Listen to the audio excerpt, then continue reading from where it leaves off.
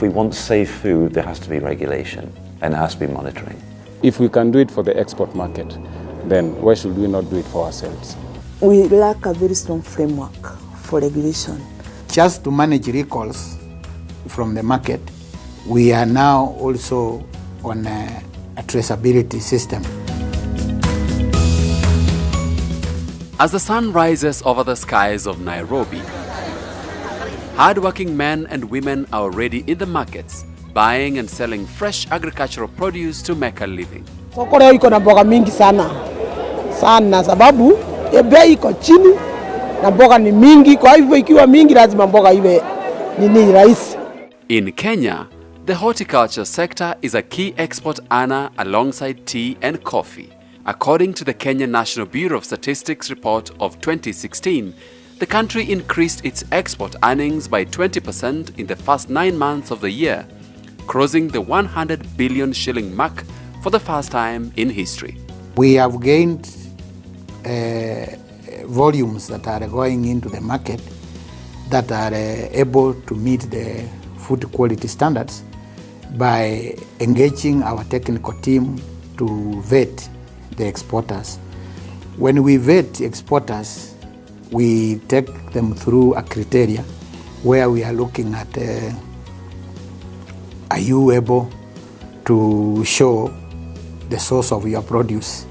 Are you able to show that if you take your produce to the market, if we trace it back using our traceability system? The sector produces more than 7 million metric tons of fruits and vegetables annually, of which 95% is consumed locally, creating employment for millions of people and providing livelihoods across the country.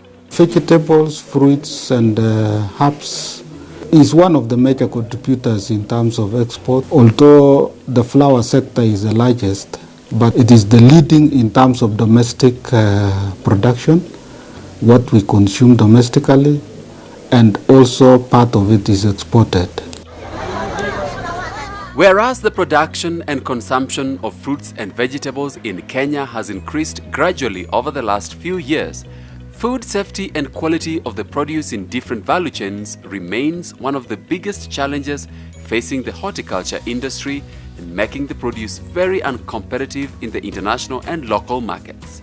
The problem here is that although the food safety requirements are met with exports, there hasn't been the same approach for domestic consumption.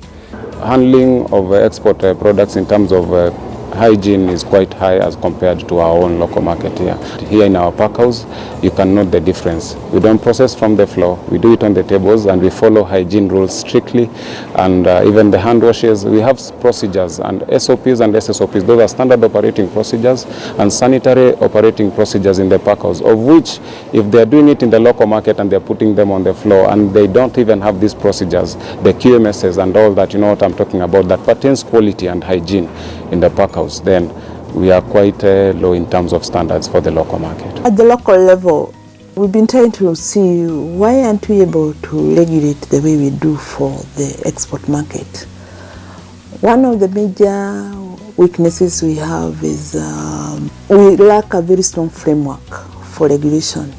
The buyers of these goods also have a humongous role to play in ensuring that their suppliers are able and have the capacity to meet these requirements and passing on that information. Whereas Kenya has put in stringent measures in complying with international standards and market requirements for fruits, vegetables and herbs right from the farm to fork, several negative food safety reports from the academia and research departments indicate that poor production and handling practices have resulted in contamination of food with harmful bacteria and fungi, leading to several incidents of disease occurrence across the country and an increased number of interceptions in the international markets. It's the fact that a lot of farmers don't know how to use the correct chemicals in the correct way, which means that sometimes they harvest too early. Every chemical pesticide has what is called a pre-harvest interval, which dictates how much longer you have to wait after you sprayed your crop before you can safely harvest. A lot of farmers don't know that or don't adhere to that. Then there's also a problem with bacterial contamination during transport. If you see in which way and in which kind of vehicles some tomato crates are being transported, and if you also look at the hygiene situation at some of the markets in the cities and on the roadside, then you can imagine how these fruits and vegetables get highly contaminated, both with residue from chemical spraying, but also with bacterial contamination. Because of the perishability of the fresh produce, we get quite a high level of food loss between the farm and the plate where we need the food. And this is basically because we don't have many companies or farmers that are able to afford cold chain system. And then at the marketplace, we also have issues with the poor distribution of food. You'll find one part of the country is producing food, and the other part of the country does not have sufficient food, and so that then becomes a challenge as a country.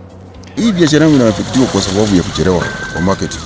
Sababu kama ingekuwa barabara nzuri ama zinaweza kufika kwa market in time, unaona inafika ikiwa fresh zaidi. Lakini sasa ikikawia huku inaanza pengine kubadilika rangi, na hiyo sasa inakupotezea pesa. When produce moves from one county to the next, even through 3 counties, everyone wants to charge some fee. So eventually that makes the produce expensive on the side of the consumer and on the side of the farmer, because the farmer sells at farm gate. Our members on average will do 2-3 tons of produce to Europe, to Dubai and to other destinations, only for them not to get paid for what they have sweated so hard for, So that's really something that we haven't totally addressed.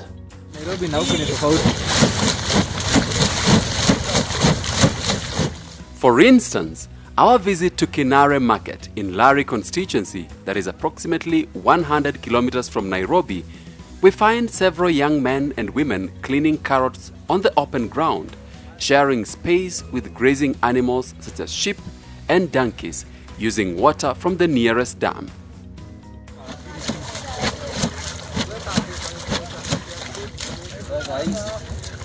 Na hii itafika Nairobi leo tu. Hii itauzwa kesho Marikiti. Kesho? Asubuhi na mapema. The ground looks wet. Use dirty water running down on the next user's workspace, causing health risk, bearing the fact that donkey fecal matter is also present. In terms of microbiological contaminants, we seem to have a problem there. There are a lot of pathogens that we see, like Salmonella, for example, Listeria, and these are basically due to the improper food handling along the supply chain. So yes, for those who are really exporting to the international markets, they understand the stringent requirements and they try to get things right. But those that are selling to the domestic market, it seems like anybody can sell anything in this market as long as there are no controls in terms of quality and in terms of what they really need to present to this market. Lack of proper traceability principles in this sector is also a challenge. While formal markets such as the supermarkets and green grocers are more organized, most sourcing teams and food handlers at the farm gate lack the requisite food safety knowledge. If you walk through the Mama Mboga Biosix, what will happen is yes, they are selling sukuma wiki, they are selling tomatoes, they are selling onions, even on the roadside. So very little do they have in mind of a standard. But now that we have the KS 1758 standard, the act is very clear that for any dealer in horticultural crops should be licensed.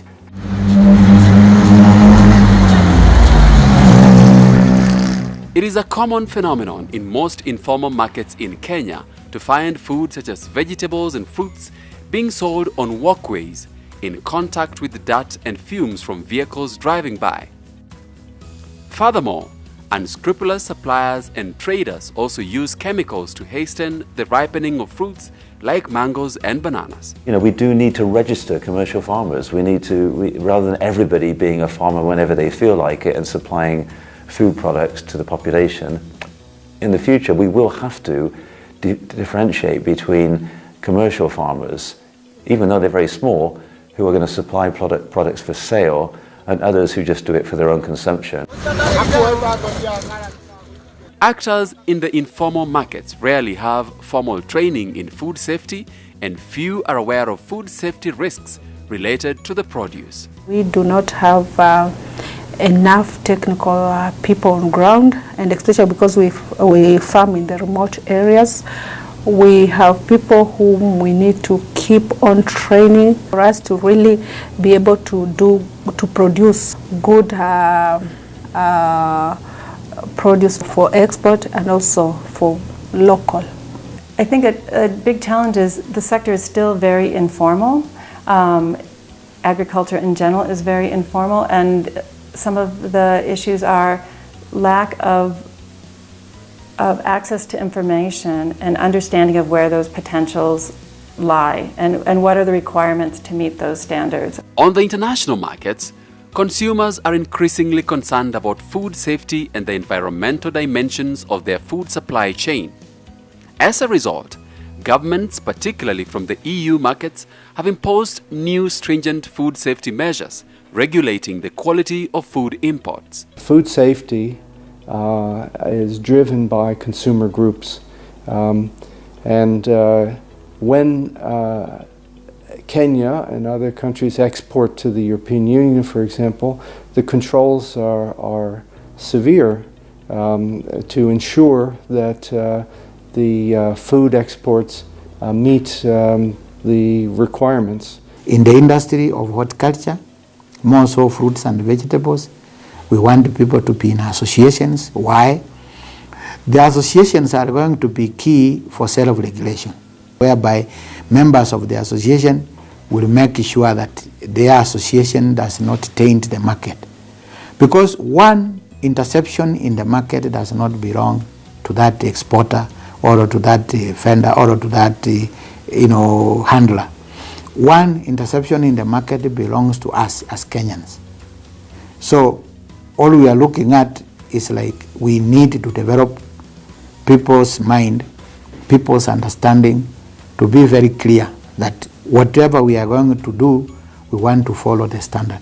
In Kenya, the fear is that increasingly stringent food safety, phytosanitary and other regulations within Europe will overwhelm the capacities of developing country suppliers and official agencies to comply. For export purposes, we have stringent measures that are put by the buyers across the sea, whether it's in Europe or the USA or in Asia. And that means that as we grow for export, we go through a very tough period. You know, for exports we do that because the customer is demanding. In fact, there's a time people would say it's barrier to trade, we are being harassed. And then I tell them, you see, as a customer, you are paying for these things. Even the ones on the street, you can refuse to buy. After law, you are paying for it. So if you demand that you're going to buy the one that is on the table, you'll find everybody else will put their things on the table. Kulingana na customer, akikuja akipata chakula iko chini, hataki kununua, anaenda mahali kama Mudhurwa, mahali inauziwa juu. Sasa tungetaka tujengewe juu ama tuwekewe ilami ikue venye ilikuanga kitambo. However, sector players led by the government of Kenya have taken this challenge as an opportunity to redefine the industry's competitive advantage in several ways. Our KS 1758 Part 1, Part 2 is also very clear. Why do I say clear? It takes care of the environment. It takes care of the production, the agronomic aspects. It takes care of pest and disease management. It takes care of handling. It also takes care of the relationship between the producer and the buyer, so that the buyer does not go away with the produce and the money. The buyer goes away with the produce and he leaves back the money. The same way, similarly, the producer does not go with the produce and the money. And therefore, under contractual aspect, we are able to have a price that will keep the business going. In order to bring sanity to this sector, contractual farming is key. Licensing of different value chain players is required. Training, financing, and market access need to be improved.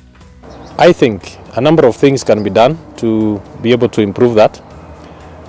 One of it is then to ensure that the food that we produce is safe right from the farm.